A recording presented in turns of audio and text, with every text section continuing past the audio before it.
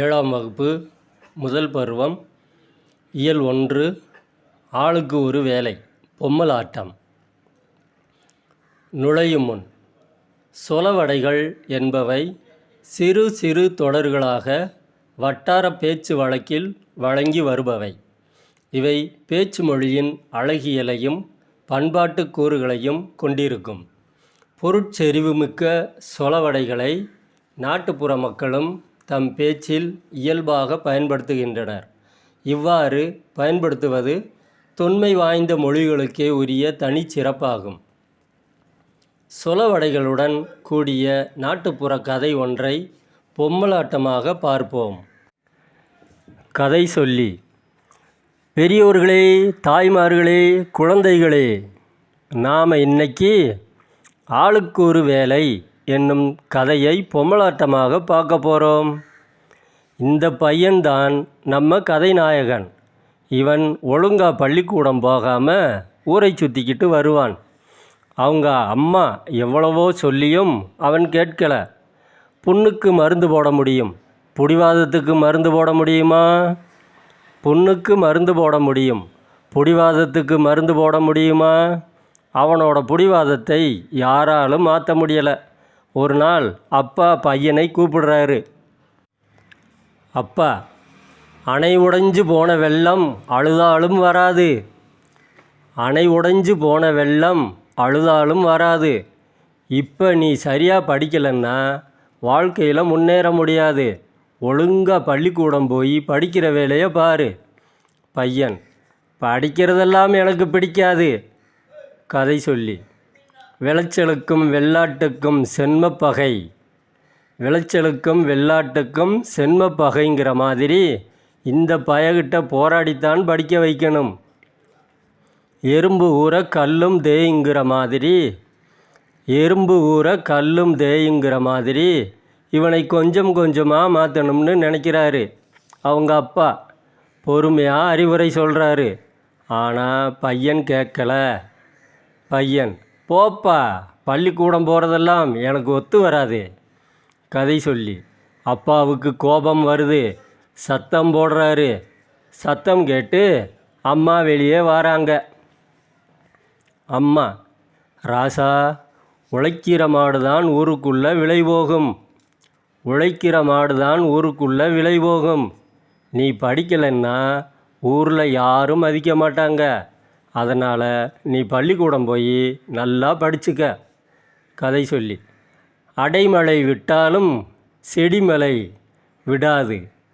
அடைமழை விட்டாலும் செடிமழை விடாதுங்கிற மாதிரி அப்பா விட்டாலும் அம்மா விடமாட்டாங்க போல இருக்குன்னு நினச்சி பையன் பள்ளிக்கூடத்துக்கு போகிறான்.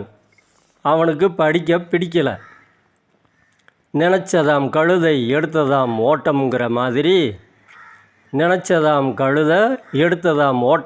மாதிரி பள்ளிக்கூடத்தை விட்டு ஓட்டம் பிடிக்கிறான். விளையாட யாராவது கிடைப்பாங்களான்னு பார்க்குறான். அங்கே எறும்பு ஒன்று போய்கிட்டு இருக்கு. பையன், எறும்பே எறும்பே, என் கூட விளையாட வர்றியா? எறும்பு, போப்போ, உனக்குத்தான் வேலை இல்லை. குடல் கூழுக்கு அழுவுதாம், கொண்டை பூவுக்கு அழுவுதாம். குடல் கூழுக்கு அழுவுதாம், கொண்டை பூவுக்கு அழுவுதாம். எனக்கு நிறைய வேலை கிடக்கு. நான் என் குழந்தைகளுக்கு தீனி கொடுக்கணும். அரிசி நொய் எல்லாம் சேகரிக்கணும். சொப்பனத்தில் கண்ட அரிசி சோத்துக்கு ஆகுமா? சொப்பனத்தில் கண்ட அரிசி சோத்துக்கு ஆகுமா? நான் கிளம்புறேன். நீ அதோ பறக்குதே அந்த தேனியோட போய் விளையாடு. பையன், தேனி தேனி, நீ என் கூட விளையாட வர்றியா? தேனி, நல்ல பாம்பு படம் எடுக்கலாம். நாக்கலாம்பூச்சி படம் எடுக்கலாமா? நல்ல பாம்பு படம் எடுக்கலாம். நாக்கலாம்பூச்சி படம் எடுக்கலாமா? உனக்குத்தான் வேலை இல்லை. 1000 கலம் நெல்லுக்கு ஒரு அந்து பூச்சி போதும். 1000 கலம் நெல்லுக்கு ஒரு அந்து பூச்சி போதும். உன்னை போல ஒரு ஆள் இருந்தால் எங்கள் கூட்டமே கெட்டு போயிடும். எனக்கு தேன் எடுக்கிற வேலை இருக்குது. போ.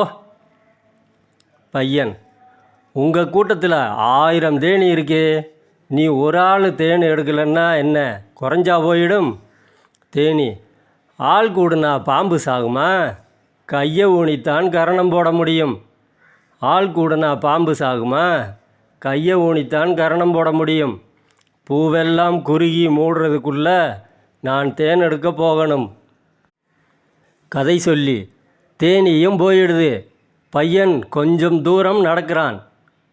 ஒரு வீட்டு வாசலில் பொதி மாடு ஒன்று நின்றுக்கிட்டு இருக்கு. பையன், மாடே மாடே, சும்மாதானே இருக்க, என் கூட விளையாட வாரியா? மாடு, என்னது, சும்மா இருக்கிறேனா? காவடிப்பாரம் சுமக்கிறவனுக்குத்தான் தெரியும். காவடிப்பாரம் சுமக்கிறவனுக்குத்தான் தெரியும். இப்போ உனக்குத்தான் வேலை இல்லை. இருப்பவனுக்கு புளியப்பம், இல்லாதவனுக்கு பசியப்பம். இருப்பவனுக்கு புளியப்பம், இல்லாதவனுக்கு பசியப்பம். நான் என் முதலாளிக்கு உப்பு மூட்டை, புளி மூட்டை எல்லாம் சுமக்கணும். நான் வரல, நீ அதோ அந்த ஆமைகிட்ட போய் விளையாடு. பையன், ஆமையே ஆமையே, 4 வீட்டில் கல்யாணமாம், நாய்க்கு அங்கேயும் இங்கேயும் ஓட்டமாம். 4 வீட்டில் கல்யாணமாம், நாய்க்கு அங்கேயும் இங்கேயும் ஓட்டமாம் என்கிற மாதிரி எங்கே வேகமாக போய்கிட்டு இருக்கே, என் கூட விளையாட வாரியா? ஆமை, என்னை விட வேகமாக ஓடுற முயலோட போட்டி வச்சிருக்கேன். அவப்பொழுது போக்குவதிலும் தவப்பொழுது நல்லதும்பாங்க. அவப்பொழுது போக்குவதிலும் தவப்பொழுது நல்லதும்பாங்க. நான் கொஞ்ச நேரம் கூட வீணாக்காமல் நடந்தே ஆகணும். பையன், பாடி பாடி குத்தினாலும் பதறு அரிசி ஆகுமா? பாடி பாடி குத்தினாலும் பதறு அரிசி ஆகுமா? நீ ஓடி ஓடி பார்த்தாலும் முயலை முந்த முடியுமா? ஆமை, அதிர அடித்தா உதிர விளையும். அதிர அடித்தா உதிர விளையும். அது மாதிரி முயற்சி செஞ்சால் எல்லாம் முடியும். நீ வேணும்னா அதோ அங்கே படுத்திருக்கிற முயல் கூட போய் விளையாடு. கதை சொல்லி பையன் கொஞ்ச தூரத்தில் படுத்திருக்கிற முயல்கிட்ட போகிறான். பையன், முயலே முயலே, குத்துக்கல்லுக்கு என்ன குளிரா வெயிலாங்கிற மாதிரி? குத்துக்கல்லுக்கு என்ன குளிரா வெயிலாங்கிற மாதிரி கவலையே இல்லாமல் படுத்திருக்கியே, வா விளையாடலாம். முயல், அகழியில் விழுந்த முதலைக்கு அதுவே சொர்க்கம். அகழியில் விழுந்த முதலைக்கு அதுவே சொர்க்கம்னு சொல்கிற மாதிரி நிழலில் படுத்து தூங்கினதுனால போன தடவை ஆமையிடம் தோற்று போயிட்டேன். இந்த தடவையாவது நான் முந்தி ஆகணும். அதனால் நான் வேகமாக ஓடணும். நீ வேணும்னா அதோ அங்கே இருக்கிற குட்டிச்சுவரு கூட போய் விளையாடு. கதை சொல்லி அந்த பையன் கார்த்திகை மாதம் பிறையை கண்ட மாதிரி விளையாட ஆள் கிடச்சிடுச்சுன்னு நினச்சி அந்த குட்டிச்சுவரு மேலே ஏறி குதித்து விளையாடுறான். அது ரொம்ப பழைய சுவர், மழையில் வேற நல்லா ஊறி இருக்கு. இவன் ஏறி குதித்ததும் பொலன்னு இடிஞ்சு விழுது. அதில் இருந்த பூச்சி, எறும்பு, வண்டு எல்லாம் வெளியில் வருது. எறும்பு, அடப்பாவி, நாங்களே அதை விட்டாலும் கதி இல்லை, அப்பால போனாலும் விதி இல்லை, அதை விட்டாலும் கதி இல்லை, அப்பால போனாலும் விதி இல்லைன்னு நினச்சி தட்டி போட்ட ரொட்டிக்கு புரட்டி போட ஆள் இல்லாமல் இருக்கும். உனக்குத்தான் வேலை இல்லைன்னா நாங்கள் பாடுபட்டு சேர்த்து வச்ச பொருளையெல்லாம் இப்படி போட்டு உடைச்சிட்டியே. கதை சொல்லி எறும்பு, பூச்சி எல்லாம் கோபத்தோடு அவன் கையில் காலில் ஏறி நறுக்குன்னு கடிக்குதுங்க. அள்ளுறவன் பக்கத்தில் இருந்தாலும் கிள்ளுறவன் பக்கத்தில் இருக்கக்கூடாது. அள்ளுறவன் பக்கத்தில் இருந்தாலும் கிள்ளுறவன் பக்கத்தில் இருக்கக்கூடாதுன்னு அந்த பையன் வழி பொறுக்க முடியாமல் கத்திக்கிட்டு ஓடுறான். அமாவாசை இருட்டில் பெருச்சாளிக்கு போன இடமெல்லாம் வழிதான். அமாவாசை இருட்டில் பெருச்சாளிக்கு போன இடமெல்லாம் வழிதான் என்கிற மாதிரி காட்டுலையும் மேட்டுலையும் ஏறி விழுந்து வீட்டுக்கு ஓடி வந்து சேருறான். பையன், அம்மா அம்மா, ஊர் உலகத்தில் எல்லாரும் அவங்கவுங்க வேலையாக பார்க்குறாங்க. எறும்பு கூட சும்மா இல்லாமல் வேலை செய்யுதுங்க. எனக்கு இப்போத்தான் புத்தி வந்தது.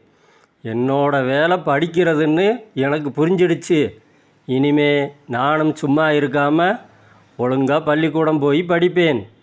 கதை சொல்லி அதுக்கு பிறகு அந்த பையன் நல்லபடியாக படிக்க தொடங்குறான். ஆளுக்கு ஒரு வேலைன்னு எல்லாருக்கும் புரிய வைக்கிறான். இத்தோட கதை முடியுது.